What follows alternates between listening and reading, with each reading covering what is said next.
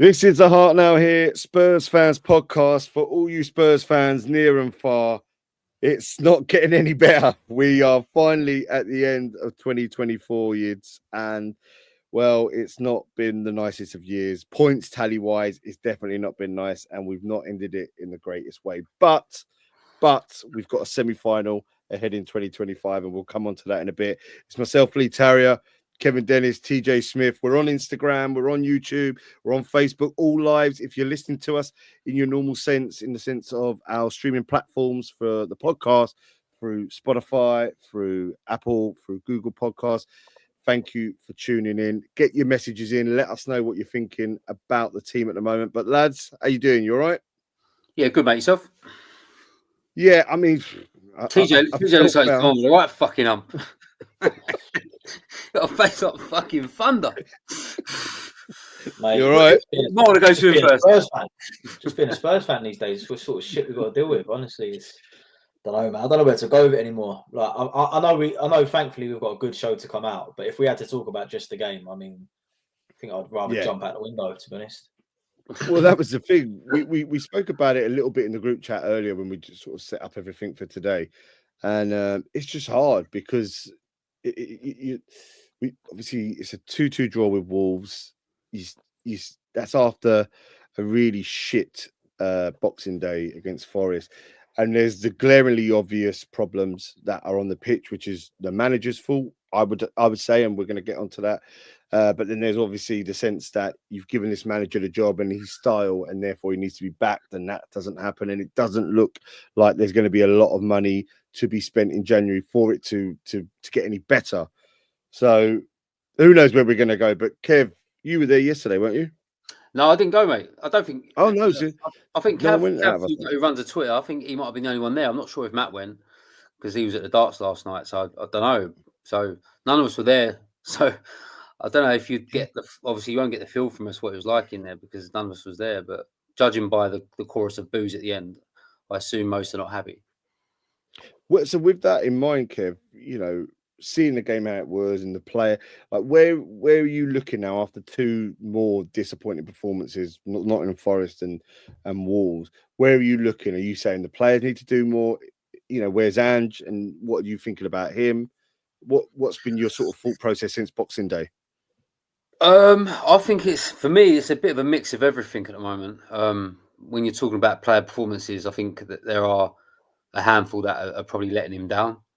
I also, for how much I like Ange, I'm not going to come on here and say that in certain moments of games he doesn't make right decisions, and I think that's been pretty evident since he took the job.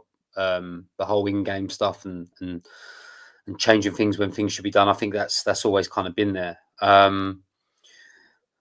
But I mean, I think me and TJ are probably going to really differ a lot on this, and I don't know where you are, Lee. I mean, I really sympathise with him in terms of injuries we have, and for what league we play in, for the quality of the league. I think that it's difficult for him at the moment. I think he's in a bit of a funny position. He's kind of trying to get the best out of players that he's got who are literally have to play every game, and through the Christmas period, that's pretty tough. Not including all the Europa games we've had before. We are literally playing this or chucking out the same sort of team that's there week in, week out. And there's a lot of players for me that in a normal situation, if we had players fit, would probably be dropped and replaced. But I feel at the moment we have players that really should be dropped, but we just don't have good enough replacements to put in there. But yeah, I'm kind of on the thing of I'm disappointed. Obviously, I'm always disappointed when we don't win games or thing. But I kind of think that we are. I mean, judged by yesterday's game, I thought we actually played okay yesterday. Yes, we should have won, but I didn't think the performance as a whole was bad. I just think a really thin squad is out there now, and like I said, the players that are coming in really can't freshen things up.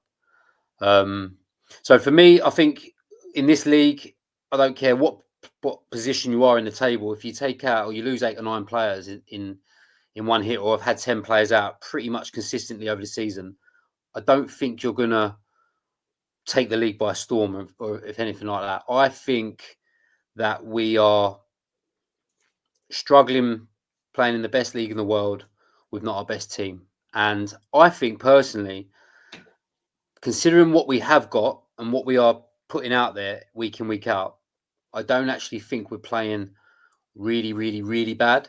And I think if you took 10 players out of any other team in the league, they would do well to compete as well against some of these teams. So I'm really sympathetic towards it, but I'm not silly enough to say he needs to do different things in certain games, certain moments. I think that's pretty evident. But for the players we have out, I am kind of feeling, someone says feeling sorry for him. I just think he's got it pretty tough at the moment. That's where I am a bit. Yeah, it's interesting, and pragmatism is one of the biggest words being used around him at the moment. Being able to shift the patterns and the styles and the approach in game management being key. TJ, with what Kev said and about how we're playing and the results not going our way and losing players, and therefore Ange getting a bit of a raw deal, which is a very, very, very fair opinion. How do you see it? Do you see it in a similar way? I'm less sympathetic than Kev is, if I'm being totally honest. I think my eyes have been opened a little bit in the past few weeks. I feel that someone's involved.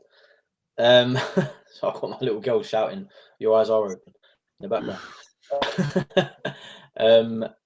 Yeah, I'm at a point now where I'm basically looking at Ange, and I'll say what I said in the WhatsApp groups. I think it's the best way to put it. And I think the issue with Tottenham Hotspur as a whole is at the board level.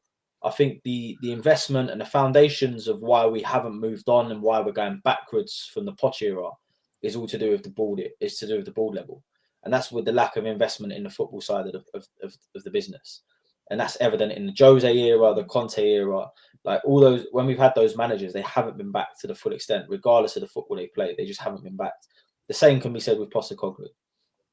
They've gone out and spent a lot of money in the summer on certain players, but is it the right players? Is it what we need for now to push on and really, break into that top four again, start competing for honours on a more regular basis?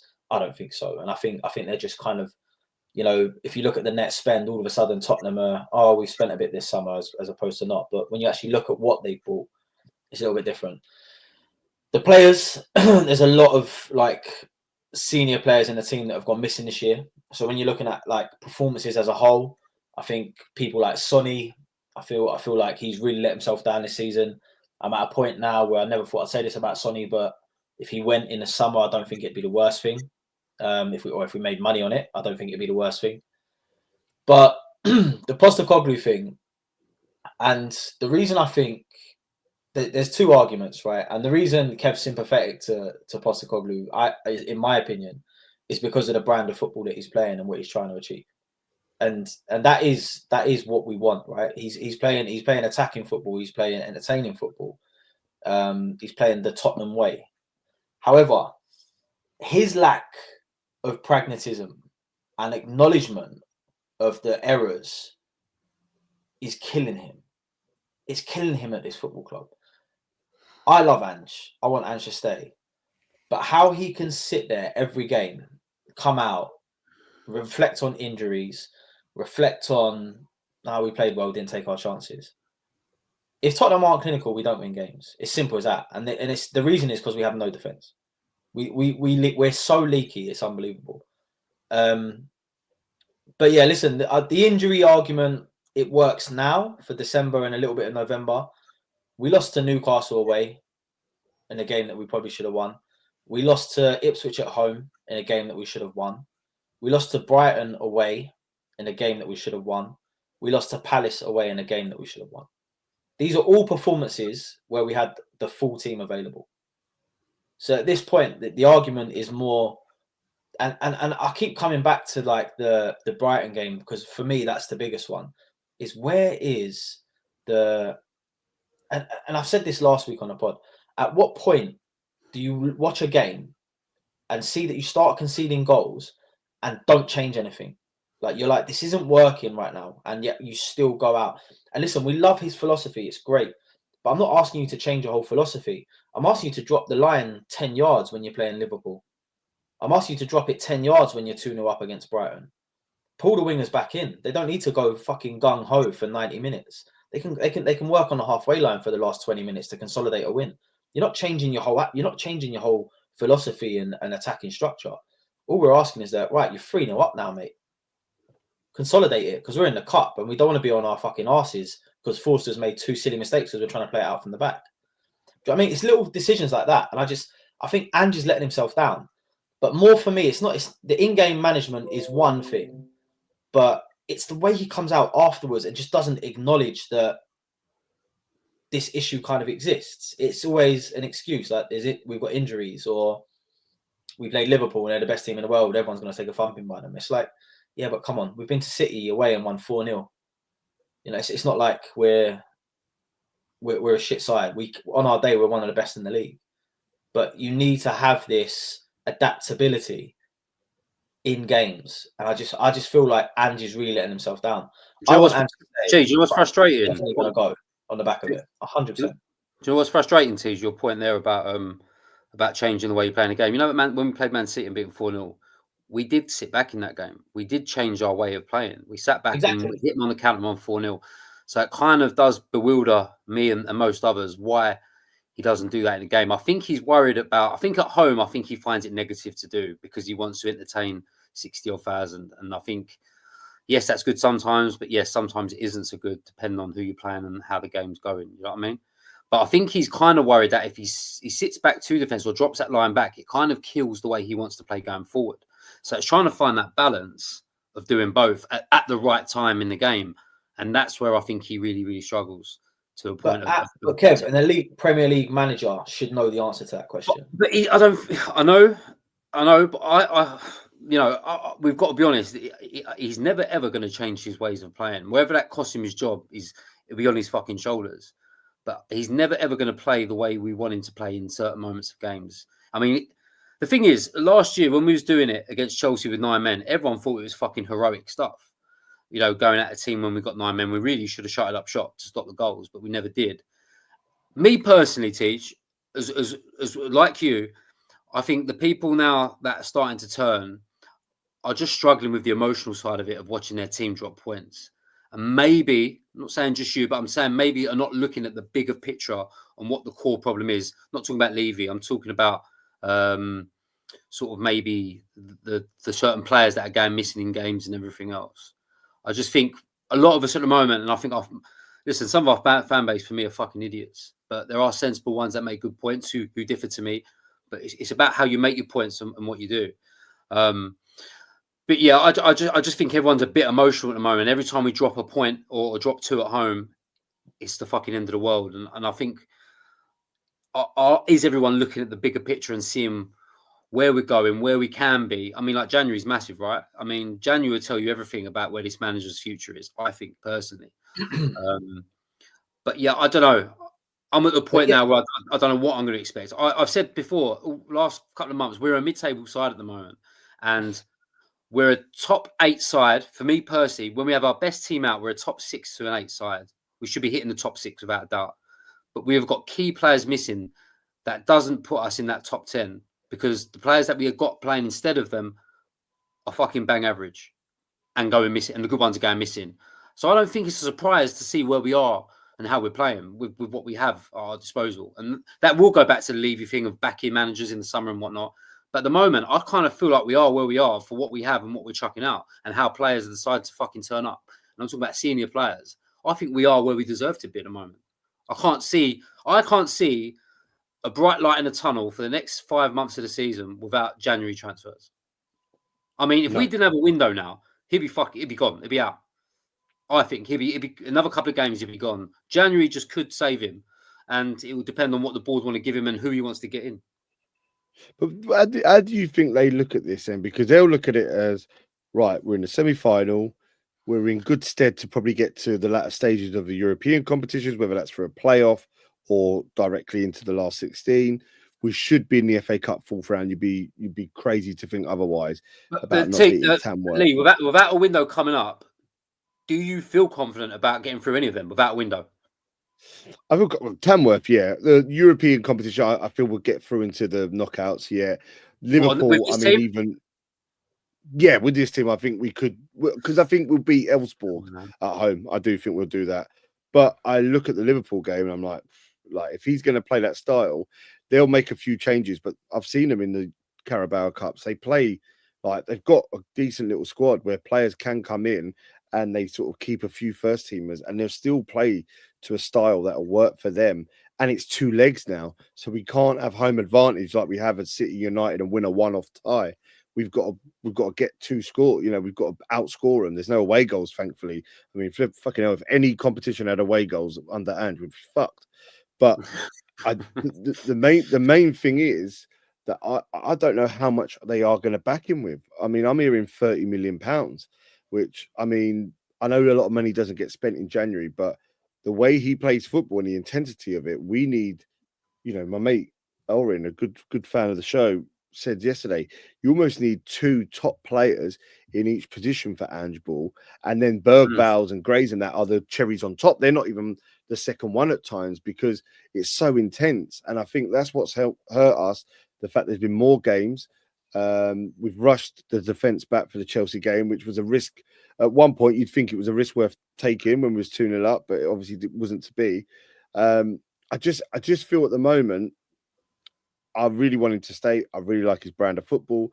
What he hasn't done in December is make his own life and the team's life easier by, like TJ said, thinking about dropping 10, thinking about just killing games, killing momentum, not trying to push for our 3rd goal when we're 2 up, just waiting, seeing what we all know the rhythms of a game, whether we play it, whether we watch it, whether we manage it, you know a rhythm. You know at times you're going to be on the back foot, and then other times you're going to be full throttle on the front foot. Lee, do you think the team can adapt to that?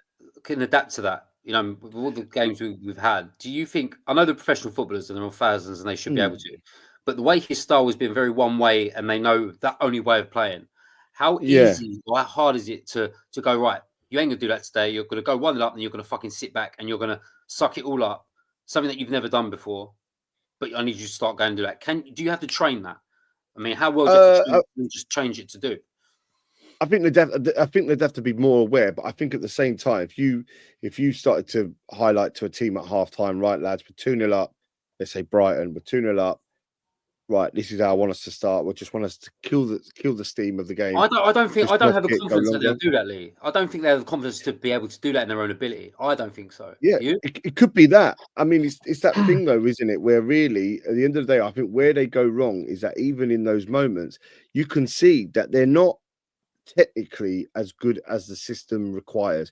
There's a lot of times when we're playing it so close to our own box, even if it starts from Forster, but playing it from like Adogi into Johnson or they can't play his strategy.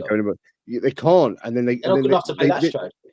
And they force the pass. You see it. You see them doing it, and especially when you're there at the lane, you see it when one of them just goes right. I'm going to put it in that direction because Maddison's there. You know, Udogi's going to go, I'm going to put it in the direction of Maddison, and he's not that confident that the pass is going to make it, but he's almost been trained to do it, and it gets intercepted, or it's a misplaced pass, or it goes wonky, and that happens a lot. And what teams are doing now, and I think this is what's happening, they just go, look, let them play that style and give it away, and then we'll come at them, or let them come up high, and then we'll go over them, and then we'll just sit back. Yeah, and we can't play through the way he wants. But the weirdest thing for me though about that is that I felt that we were doing that at the start of his reign. The Brentford game we all watched together, the Arsenal game at the Emirates where we drew 2-2. We played some really good stuff, and you see it at times now still. But there was a confidence that I felt in the style, one touch passing and movement, which I thought, oh my God. And it was there in the pre-seasons when he first came. And that sort of then started to go away about this time last year, just after Christmas. And it hasn't returned throughout 2024. And I don't know why. I don't know why. And that's why. Is it confidence? Is it that he's asking for other things and they just haven't got the technical ability? I don't know. So let me ask you a question, because this is the thing. Like, I feel like there's a tipping point for everyone. And I kind of want to understand where yours twos is, because I'm kind of at a point now where I'm like, I've watched shit managers, like not shit managers, but shit brands of football come in from Mourinho and Conte, and they've gone for a lot less. They've gone out of this club for a lot less. We can sit and talk about the board, right? Like as a whole, but Pochettino played under this board. So did Martin Jol. So did Harry Redknapp. They've all performed better than what Postecoglou is currently, right? I mean, we've been to cup finals and lost them. Jose Mourinho got us to a cup final. Obviously, didn't take charge of it. But what I'm trying to say to you guys is, at what point we're 9 losses from 19 at the halfway stage of the season, we've lost a quarter of our total games already. Do you know what I mean? Like just under a quarter of our total games. We're pretty much 50% loss rate at the moment, just under. That's fucking shit. I don't care how bad you think the players are or how like good the league is. The fact we've got loads of injuries, we're not that bad. We're not 9 losses. They're all valid points, though, Tees, right? What's that? They're all valid points, right? Injuries, players been out, mate. For 9 losses, are our injuries that bad that we've lost 9 games? No, but I don't think. Are there? Is half the league better than Spurs right now? Yeah. The table suggests it is, but is that? Do you agree that that's the case on paper? I think they are. We're think West Ham right now. Are we better than West Ham? We've got the same amount of points. If Spurs play West Ham now, are you back in? I don't back Spurs, but at the same time, that's what I'm saying, Cheese. We are literally. How can we sit there and say that's acceptable? No, it's not. What I would say in that is that the reason that I want it to, up until the end of February, start of March, or even probably start of April latest, like we saw that we were a team that were competing to be in the Champions League. We only kind of lost the Champions League because of that horrible schedule at the end where we just played the teams at their peak who were going for the big trophies, and we just didn't match them. That was it, from hook or by crook. We saw enough in that last season for me to go, look, there's quality here. I've seen enough times here. Our goal difference, is shockingly good. It should be nowhere near what it is. I've seen enough, but also what I don't want to see is the start of a cycle again, because I don't.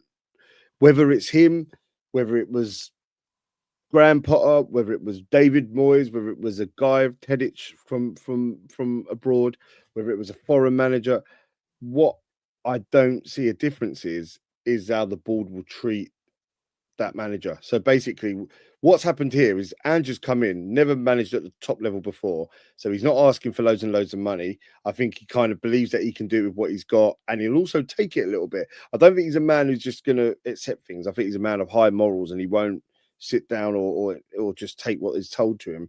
But at the same time, I don't think he's going to pipe up because he hasn't been at this level before. I think if we was to get other managers, or if we was to get rid of him, the cycle will start again that we've seen with the other managers recently and some from the past. But it'll be get them in, there's that bounce back ability, the good vibes come back round for 2 or 3 months, we think we're moving on somewhere, and then when we have to move on somewhere, the money's not available, or it's again on prospects that are decent and they come at a low wage, or somebody that could do well again at a low wage, bit of a transfer fee, but it's nothing out of the blue. I can't do that again. Low wage is massive, and I think that's the reason why we can't attract good players, because of the wage structure. I think players would come to us, but would they come and drop half their salary from a Man United to come to Spurs? It wouldn't happen, and I think that's where Levy has got to change. The salary cap has to change. If you want to get good players in on loan, top players to turn your season around, they're not going to come and play for 40, 50 grand a week. So no. That is a major thing. If you're not willing to go and spend fucking hundreds and hundreds of millions, then you want to be shrewd in the market, then go and find a loan and go and pay a little sign-on fee or something that you can have him for 6 months and pay him a decent wage if he's going to save your season. Because he doesn't do things like that. That's where he holds us back, and we'll go for a cheaper option, and that's where we don't move on at the moment, especially in terms of a January window. I mean, this window is fucking massive. It's massive for us as a club going into next season. Of finishing European places or winning a trophy to be in Europe next year. It's integral for the manager as well, this thing. I mean, if he really loves his manager and wants his style, and what Tej mentioned there about the Mourinho and Conte thing, and they've gone for a lot less, is because I don't think he ever saw them as a long-term project. He sees Andrews apparently as a rebuild. So if he gets rid of him in January or even before that, or midway through or whatnot, for me, he didn't really believe in this manager for the last few months. I think it's just he's already got his eye on replacing him. But if I have to finish 11th or 12th to win a cup, I think I'll take it right now. Would probably take it. I mean, there's so many people. For the record, I agree. But do you honestly think we're going to win a trophy at the moment? got him We're a not beating chance. I mean, Liverpool over 2 legs. not Let's with be this. realistic. We're not I beating mean- Liverpool over 2 legs. The No. FA Cup, it's a lottery, right? If you keep drawing Tamworths, fair enough, you might get to the semi-finals untouched. But realistically, you're going to have to play someone in the league, in the Premier League at some point. And we've just all agreed that half the league is better than us at the moment. So seriously, at what point do you actually sit there and think we're going to win a trophy? I'm all for it. I'll take fucking 17th if it means we win a trophy. But I don't see that in our performances that we're going to win a trophy. I really don't. Not with this current crop, no. No, for me, I think we are at the point now where we've got to let him see, unless it gets drastically bad with the league, got to let him see it out the season. So that's my point, Lee. What's your tipping point? That was kind of the original question. At what point do you go, okay, do you know what, Ange? Like, we know there's loads of excuses, loads of reasons why things aren't working, but you still can't get a tune out of it, and we're now fighting a relegation battle, and we're out of all the cups. So I think if the cup progression doesn't go much further, I mean, we went out in the semis to Liverpool. You're probably playing the best team in the country at the moment. It's not an easy draw. As long as we're not embarrassed. If we go at the cups early and the league stays as it is, I'd get to the end of the season. Like, say we do what we've done the halfway through. We're at halfway stage now.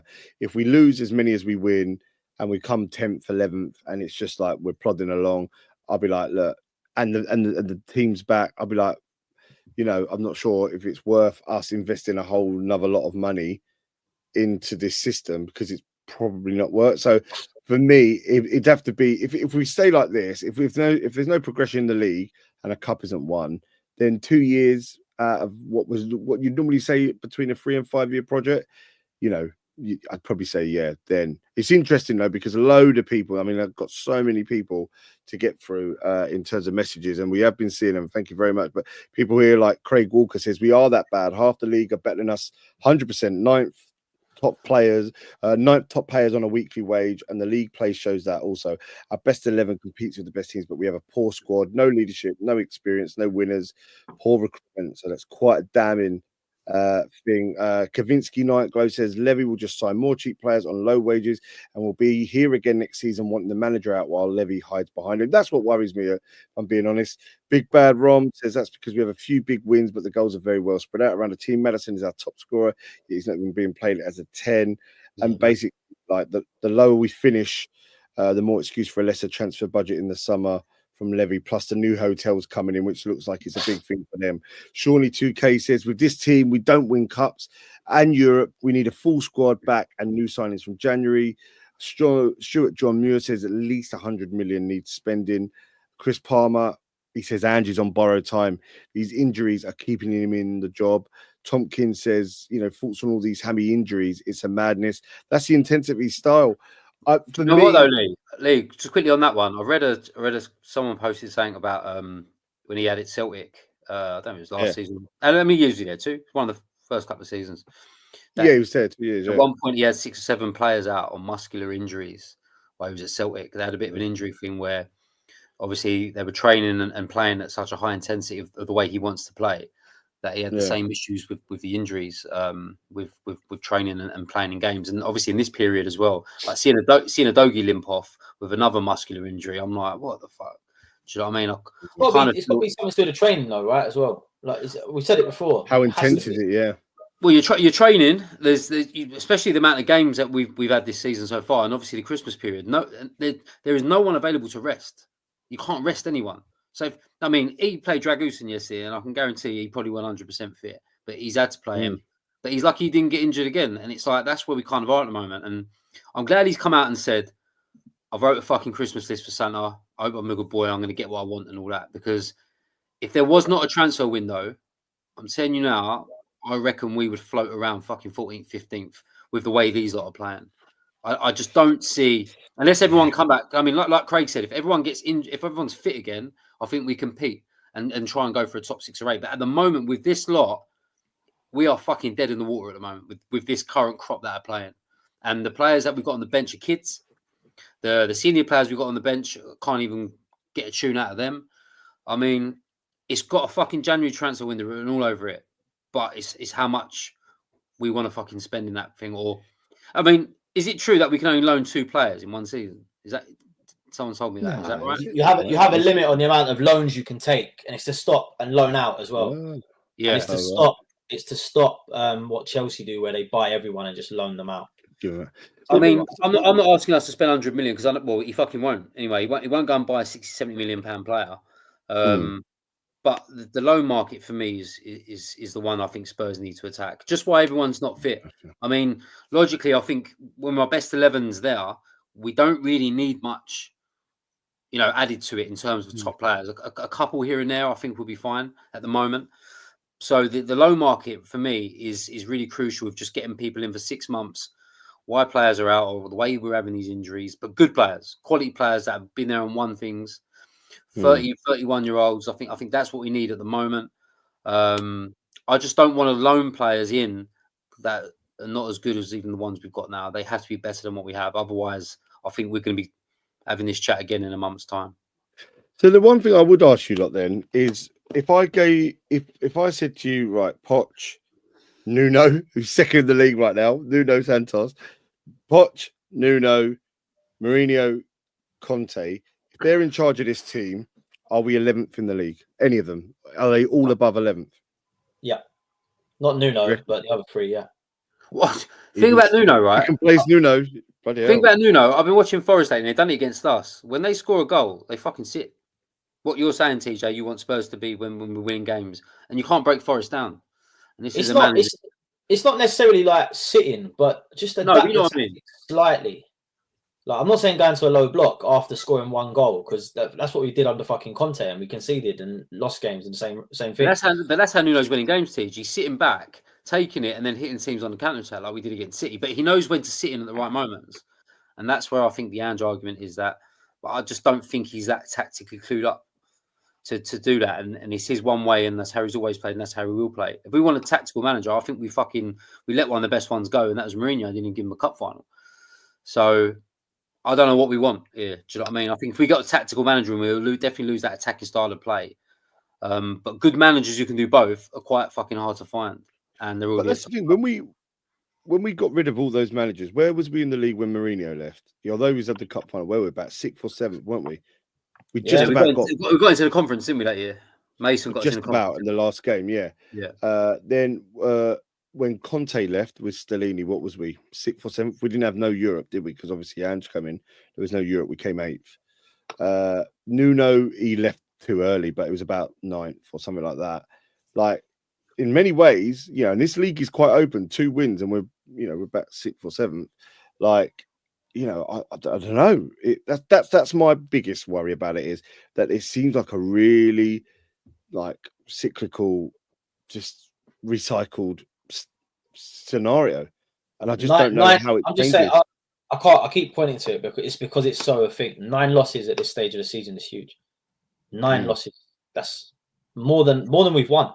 2 more than we've won. But what I'm saying is that team you're seeing at the moment, and the players that are playing, and the senior players that are playing as shit as they are you honestly surprised? 9 losses. I'm surprised at 9 losses. I'm surprised, and this is what gets me, Kev. Yeah, is like there's games we've lost with the full strength squad because of the way we've played. Yeah, I understand that. Brighton is one of them, and then the dip in performances between games. I feel like this period now, like from November to now, the injury kind of argument is there. But before that, we were losing games that we shouldn't have lost. Yeah, but do you not think, though, Tej, we've competed against good sides? We've sort of done ourselves proud in some games when we've got such a depleted side. Do you not take any pride from any of that? 100%. But then if you look at the teams that we've beat this year, they're kind of where we are. Like, Man United are behind us. Do you know what I mean? Like, West Ham are behind us. Man City have dropped off massively. Like, they're like fucking 6 or something at the moment. And do you know what I mean? So the teams we've beat this year, like, yes, they're great results. And going away to City when they hadn't been beat at home all year for 2 years, that's fantastic. And I do take heart in these performances. But the naivety is getting to me to a point where I'm like, I'm trying to back this guy in conversations, and I'm struggling to, because all I do is do what he does and come up with the excuses, and then someone will throw a stat at me, and I'm like, yeah, but this, but that, but realistically, there's a lot of games we shouldn't have lost this season, and it's not. I'm not saying I want Postecoglou to go, but I just want him to just open his eyes a bit and go. It's not working even with the full strength squad. So do we now point to the board and say the foundations are just not there? We've gone backwards so much that to a point where we've become a mid-table side like we was in the 90s. It's like, come on, have we gone back that far, really? Some of these players are still there. I don't know. I'm struggling a little bit with the. Listen, my expectations are not. I know there's a lot of young fans that listen to us, right? Who, by young, I say like early 20s, mid 20s, who had that Poch era and the Harry Redknapp era and probably caught just the end of the Yo era sort of thing. And you're like, do you know what? They haven't really ever known a bad time at Spurs, so they haven't known it to be like this. I've known it to be like this, but I don't. My expectations have not dropped to the point where this is acceptable. Like we're not a mid-table side, even with everything that's happened. We're not an 11th place finish in the league side. We are with these cunts, Teach, at the moment. Not even with, listen, this is the same team, right? That's beat Man United in the cup. This is the same team that beat City in the cup. And away, by the way, we didn't have either of our first two centre backs away at City when we beat them 4-0. I mean, the argument's really hard. We had a goalkeeper. Yes, but the argument's really hard when you actually look at who played in the games that we won as well, and big games. A lot of these players were present. A lot of the first team players were out. And the opposite is also true of the games we lost. A lot of the first team players were there. So there has to be something more consistent across the board. And for me, it's the lack of adaptability in games. Interesting. And we could talk about it all night. Losing to Ipswich isn't looking too bad at the moment. I think I'm hearing they're 2-0 up against Chelsea. There you go. There you go. But yeah, I mean, look, it's our last pod of 2024. It's been a trying year. I mean, with what started so well at because obviously there's 2 seasons over a year, calendar year. But this time last year it was probably, was very on the up. And it's been very trying from about March onwards. But I'll ask you both. We'll end it on a positive note. And I've got a quiz, so that's always a positive. See who can do the best out of that. That's about the whole of 2024 in Spurs. But if I could ask you both, what was your favourite moment as a Spurs fan in 2024? It doesn't have to be a game, it doesn't have to be a goal, it could be a moment, time together with friends, family, a pub, whatever what would it be? Because it has been a trying year. It's been one of our worst points. Fucking terrible year. Yeah. Put it rightly. It's been a fucking shit year. Yeah. For me, it's got to be the 4-0 away at City. Like I don't be touching it just now. Looking at all the results we've had this year, that one was fucking epic. I think for the players we had, I mean, I've said half of this already, but for the players we had available to go to their gaff, and that obviously that was the start of something, right? Like, I know they lost a few games, but for us to go there where they hadn't been beaten in 2.5 years, to put on the performance we did with the players we had available and to absolutely annihilate the champions, by the way, this is the team that won the league last year, 4-0 at their own gaff. It's actually one of the best things we've had in the past few years, that result, for me. It's up there with one of the ones you'll look back on in years to come and go, do you remember when we stuffed them 4-0 at their own ground? That for me just was, there's not many. Listen, the start of the Postecoglou era was good, but that weren't this year. That was last year. Yeah, so the stuff we've seen this year hasn't been great. Like, I mean, we went out of the cup to City early last year. Fulham obviously was out of the cup as well, so we weren't in Europe. So there was no really like European nights that we had last season.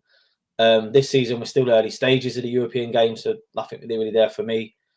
The cup games have been good this year, but for me that league win 4-0 over Man City at their ground has to top it this year. I don't see what else can get there.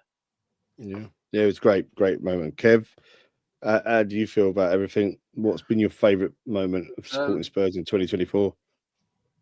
Well, like we said, mate, there's definitely not many, especially on the pitch. I think if I had to pick a result, I'd definitely agree with Tej for the City game.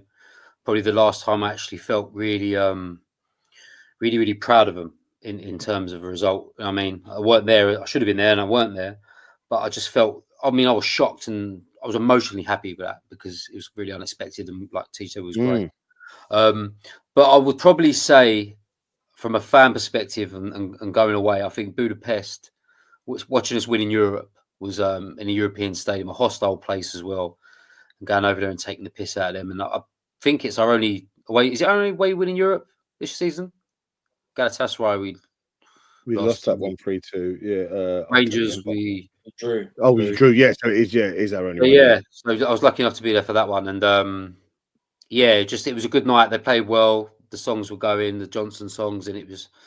I mean, I was quite proud to be a fan because when you go away in Europe, as much as we have, I don't see many wins because we normally end up going to the right fucking hostile, shitty games where we think of the night out instead of the fucking football result. But did with Budapest luckily and got the win. But yeah, I think just being away with some of the boys from my way up there and some of my close ones and being away in Europe, yeah, it felt like I hadn't been for a while, which is true because I think Leipzig might have been my one before COVID. Was the last time I went. So yeah, probably going away with the lads to Budapest was probably my highlight, I would say. It's a nice one there. Yeah, I mean, there's nothing better than European away days. Honestly, definitely not. Mate, I bet. About you, Lee? I mean, I would say, do you know what? As a day, I would say the win over West Ham a couple of months ago. It was really good weather.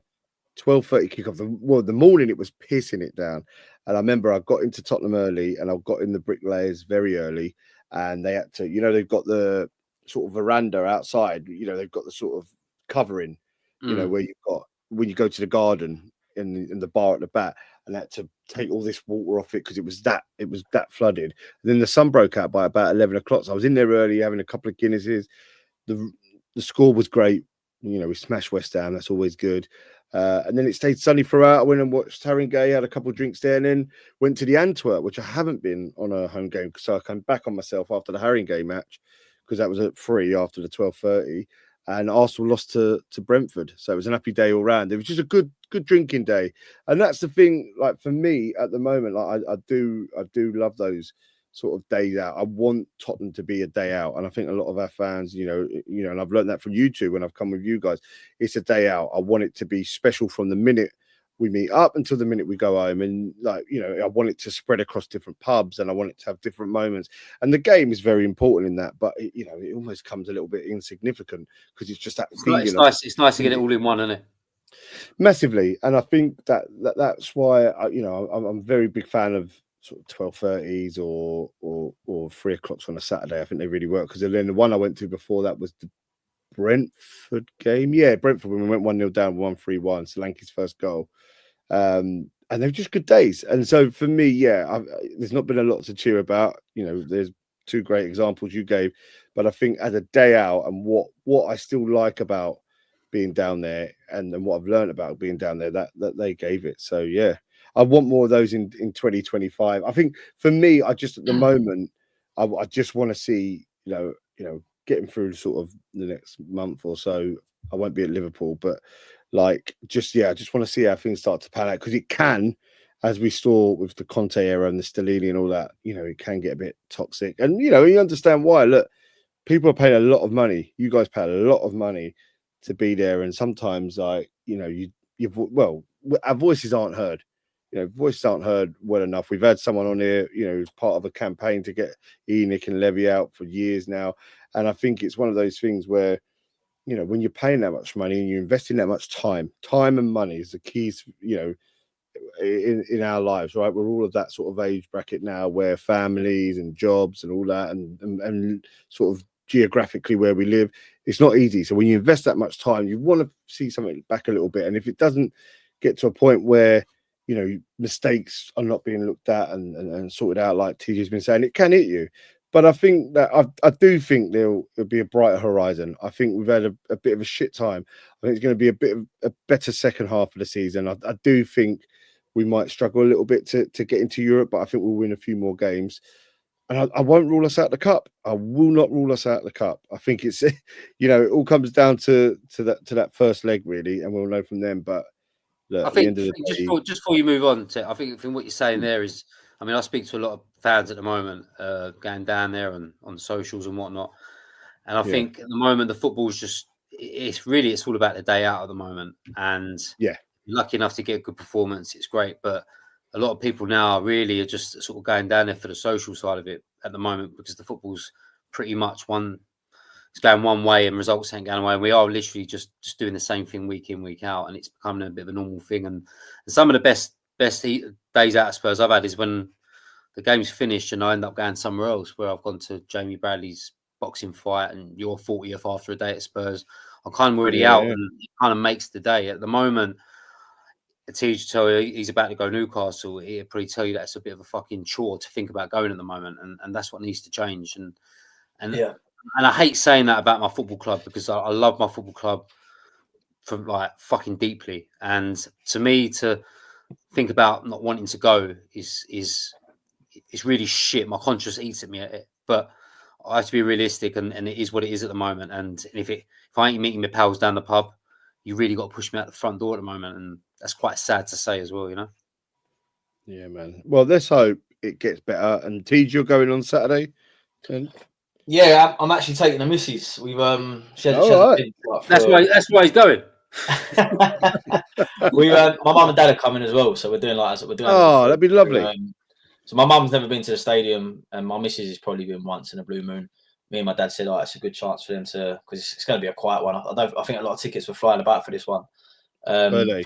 Category A as well, like Newcastle for some reason, so tickets are expensive. But it's we're all going down, so yeah, it'd be a nice day out. Hopefully, like that's it though. I'm looking forward to the day out. The football's kind of a sideshow at the moment, like Kev said, which is sad. But yeah, we're frequent a few of the pubs down there and make a day of it, because we're kid free for the weekend, so which is quite rare. Well, that's it. There you go. 3 points and kid free. Season opportunities, too. Got to seize them. Well, with that in mind, they go on Friday afternoon, like Friday evening, and people said to us, what are you going to do Friday night? I'm like, go to bed, mate. Fucking get some sleep. Just have 8 hours, kid. Go out for the local Indian and come straight back to the guy sleep for 9 o'clock. 100%. But with all that in mind, we've talked about 2024. We're looking to 2025. But before we do, and the way we'll end this, and anybody who's watching or listening along, play along. I've put together 12 questions, one that represents every month of this year, related around Spurs in different ways. So again, to round off this year of Hot Now Here, we will see who knows as much about quite a terrible year as Kev said it. But yeah, we'll go from January, February, March onwards, and high score wins. So January, we played 2 games under Friday Night Lights. Who were they against? 2 Friday games. Okay, I've got one. We played 2 Friday night. Say it now or not? Games. Yeah, you can say yep. Okay, one's Man City. One's Man City. Point for Man City. Brentford. Was it Brentford? It wasn't Brentford. Was it Crystal Palace? It wasn't Crystal Palace. No. I feel like, I don't know, what, is it Bournemouth? I feel like it's a team you're going to beat. No. No, fuck knows. Was we at home or away? We was at home. We're both at home. Friday Night Lights. Oh, I think I've got it. I've got it. Was it Everton? No. No, that was December then. It's going to be the cup game. It's going to be the FA Cup game, whoever that was. No, because we went out against City, didn't we? First round. No, that was second round. Oh, was it? Who did we play in the first round? Right. I'll give you both one more chance. Oh, got it. Burnley. It is. It's Burnley. I said it was a team beginning with B. I fucking forgot that. Then they went down, didn't they? I could give 2 points. 2 points. There, you could get 1 point. Right. February. Who was our top scorer in the month of February? You can shout it out if you know. You get a point for the name and a point for the amount of goals. Who was our top scorer in the month of February? If you're watching, if you're listening, shout at your device, type your answers in. I'll see them. I don't know, was it like top scorer? Was it someone like random, like Porro with 3? Something like that. You tell me. Do you want that as your answer? Yeah, go on. It's going to be wrong, but go on. Porro with 3. Kev, what you saying? I'll have to go Sonny. With 9. In February, Oof. 9. Yeah. So you mean in the month of February, right? Yeah, just who Oh, scored? I thought you meant what he'd have. Yeah. Oh, I thought you meant what he'd No, have. no. So how many did they score in that month? right. So you can change. I'm going to stick. I'm going to stick. I don't think I'll be right, but I'll stick. Porro with 3. You're saying Sonny, Kev with how many? No, yeah, Sonny with 3. Fucking 9.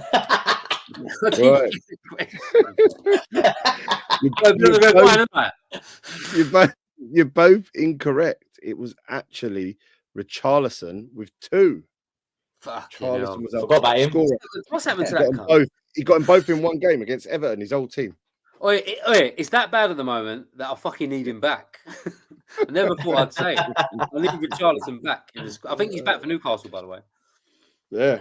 So it stays 2-0 to Kev in this. Now there's 4 points up for this one. In March, we had a comprehensive 4-0 win away at Villa. 4-0, 4 different scorers. Who were they? Shout them out, you get a point. Timo Werner. Yep, 1. Richarlison. No. Really? Sonny, yep, that's another one. Yep. Porro. No. Oh, T, you're not bang on these ones. I'm having terrible time.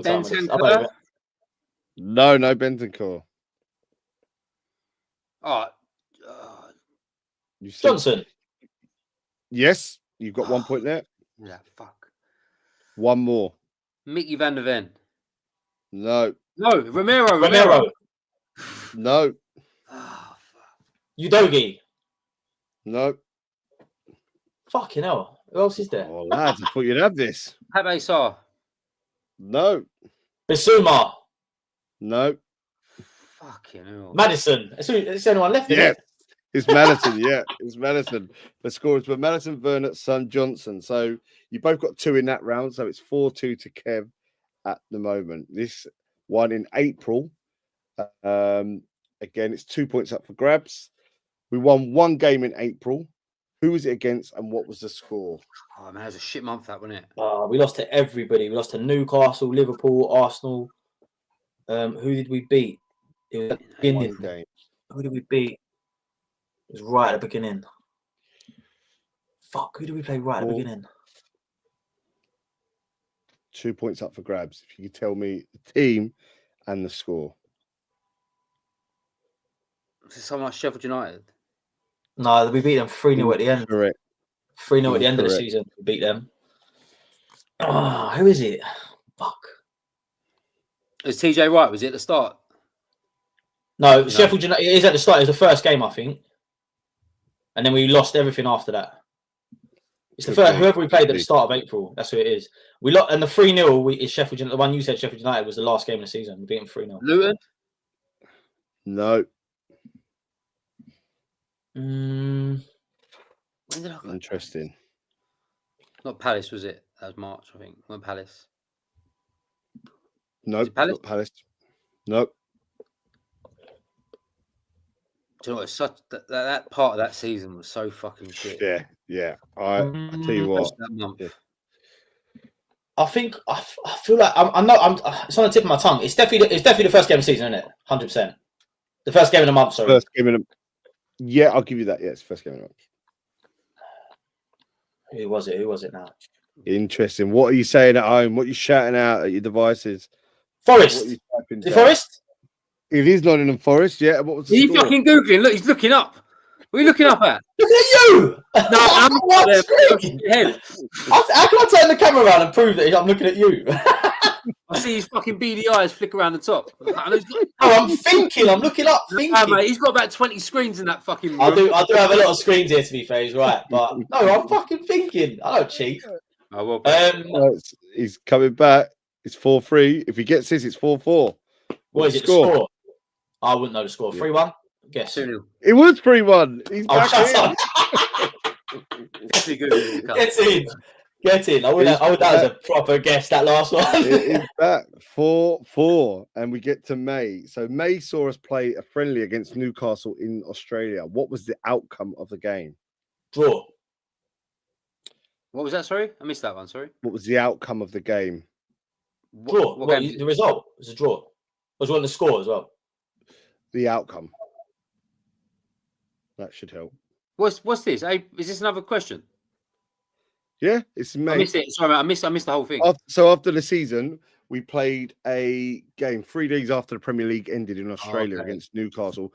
What was the outcome of the game? Yeah, we drew, didn't we? I need to know. 2-2. Right. I thought it was 2-2 draw as well. What did we win on penalties? Is that what you mean? Is that what you're going for? I think they done a penalty shootout at the end of it, and I don't even know if we won. I think actually no. Let's say we lost on penalties. Correct. Newcastle beat us 5-4 on penalty. That is the outcome. So I couldn't give a draw because it was it 2-2 draw. Oh, 1-1. 1-1. Yep. So no points for you there. Oh, no, you got the point. No. Yeah, TJ got it. Sorry, 5-4. He's up. Yeah. Right. Now, June, halfway through. June saw Ryan Sessegnon released. But in 2019, how much was the deal to bring him to the lane? Ooh. Well, that's a good one. I like that. Ryan Sessegnon. What was the deal? How much? Was it 10 million? I feel like it was low.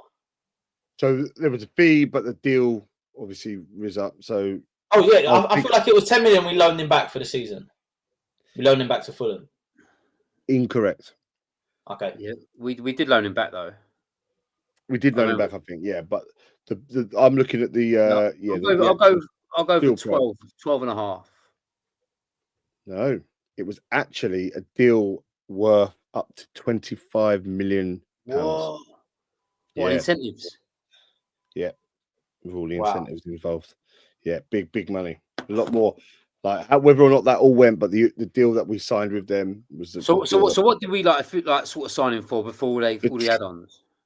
So the transfer fee, when I look at it, it always comes up to it will say 25 mil, I think.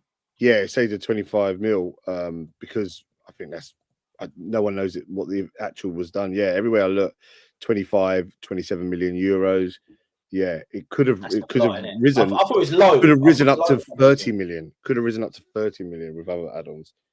But 25 million. I mean, when Levy gets it wrong on players, this is why people say about the scouting thing. You've got to think of some of the players that we've spunk some money down over the years.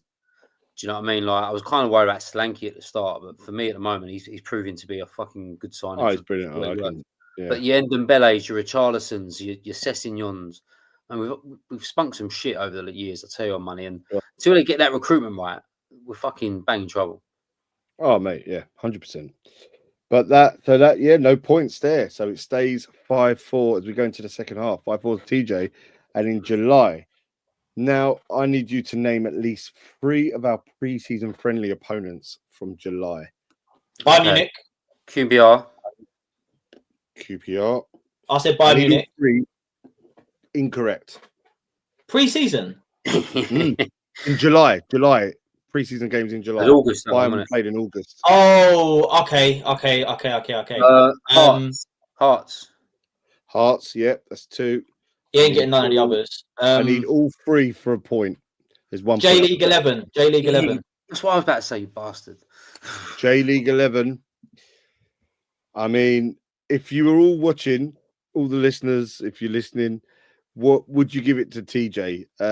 Because it is the K League 11. No, you can't have it, mate. J and K, fucking 2 different things. Yeah. All right. So, all right. So there's 4 team. There's one more team. Hearts, QPR. Osaka, one of them. Osaka, fucking. Brilliant side, wasn't it? Is it FC Seoul or something like that? FC Seoul. No. I think it was the team. Is a team that we bought the new lad off on it. Right. Like the Korean boy was coming in. I thought we played a game in Japan. It's a Japanese team. Yokomoto, someone like that. Oh, I've got it. Oh, FC Kobe.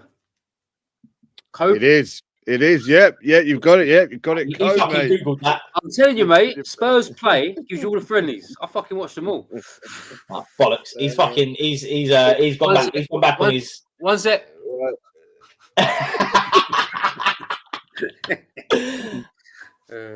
Yeah. So, right then. So it's 5-5 now. There's a point there. 5-5. So in August, who scored the first goal of our season? I was there. Oh, fucking hell, it was the Leicester game. The Leicester game. Leicester. Madison. No. No, it weren't. Oh, who was it? Romero. No. Oh, Was it Porro? It He's was my answer. Porro. Yeah. He's my answer for everything at the Porro. moment. It was. Yeah. It was Porro. Yeah. It was Porro. Yeah. Oh, let me just check if I was right. Let me just check if I was right. Yeah, I was. Yeah. so that was another Yeah. game. It was another game we dominated and should have won as well. Yeah. 100%. September, Dominic Solanke got his first goal for the club. Who was it against? Did talk about this earlier. Was it a Brentford game? It was. Yeah, It was. Brentford, yeah. 6-6. 6-6. So now we're down to 3 more questions. October. Who were the first 2 Europa League victories against? And they were both in the month of Karabag and Ferenc Varos. No, who were the? Sorry, my bad. You're right on one of them. He's buzzed in, mate. He's playing this question. He's buzzed in too soon. so I put it wrong. So in October we won 2 Europa League games. Who were they against? Ferenc Varos, and AZ Alkmaar. Yes, correct. It was. We did Karabag, though, didn't we? Yeah, we did, but that was in September. Ah, yes. Yeah. Right. So there it is. It's 1 point up. It's 7-6 to TJ. Right. Now 2 to go. November. How many goals did we score in all competitions in November? Oh.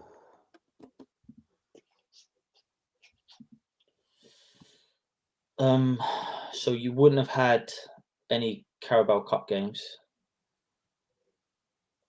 Did we not? Not in November. I don't think it was in November, was it? When was Coventry? That was October, when it? Right, we scored. I'm trying to work this out now. I'm trying to remember the games.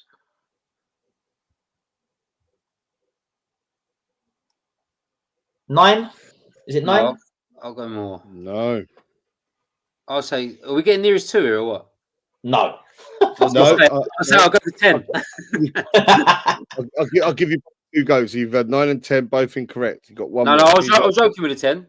Oh, No, he was joking. He was joking. I'll give him that. All right, Go on. all right. Go on, Kev. Get your second guess in. 12.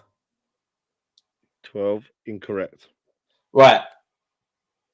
So we got 4 against City, Right, 2 against Roma. That's 6 already, isn't it? right. We lost. I thought, was it? Now I'm trying to think. 14. 14, you say, Kev? Yeah. Final answer. Incorrect. For fuck's sake. All right, so you put a guess in. What did I say last time? 9. I'm going to say 7. I'll say less. Incorrect. You're both incorrect. It was 13 goals. It was 4 against Villa, 4-1.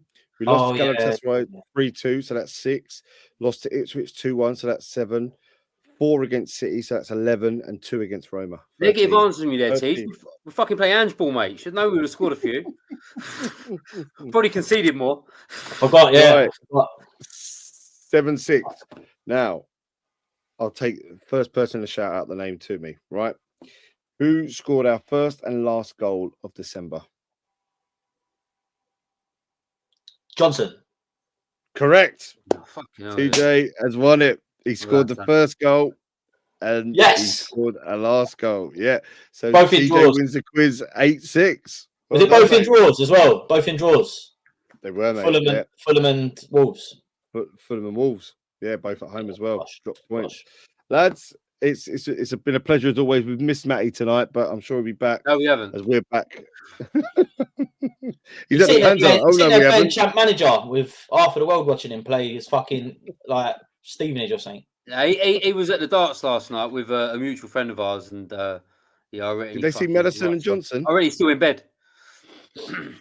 Madison and Johnson were there, weren't they? Yeah, I'll tell you Mate, what. I need to call Matty out on something, by the way. Have you not seen the video? He does a video of someone, and the geezer asks people what team they'd rather support. I've seen something like that. Yeah, he done it. He done one of them, and and I can't believe he answered it. I was like, he said Millwall. Just walk off, wouldn't you? I was like, what'd you say, mate? Nah, mate, I'm Spurs. Done. Simple.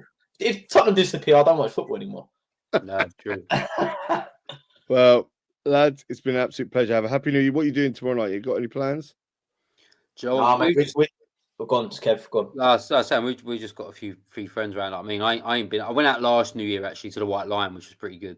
But it's a local thing. Do you know what? I don't think I've been out for New Year in about 15 years. Really, with the kids and all that, it's too much. But that's fucking expensive as well. So yeah, we're just having a few people around here and have a drink around mine tomorrow, and that's about it really.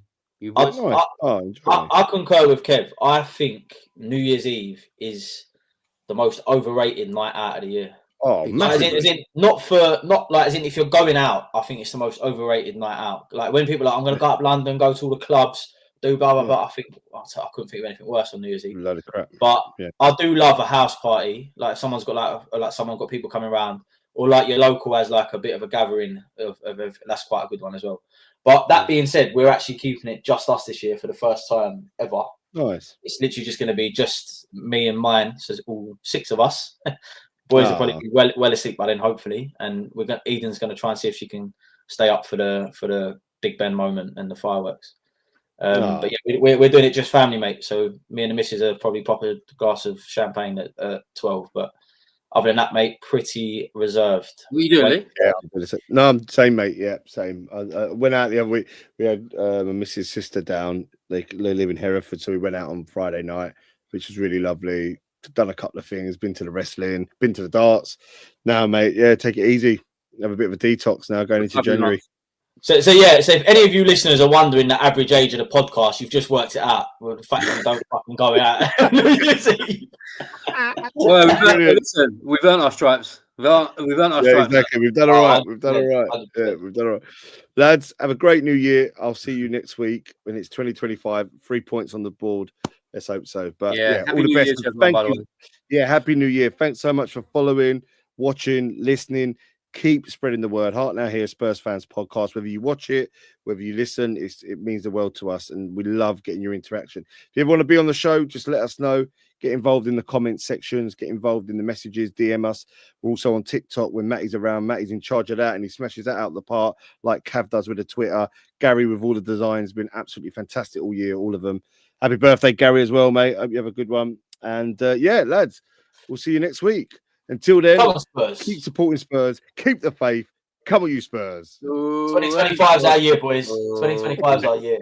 Year ends in 5. Come on.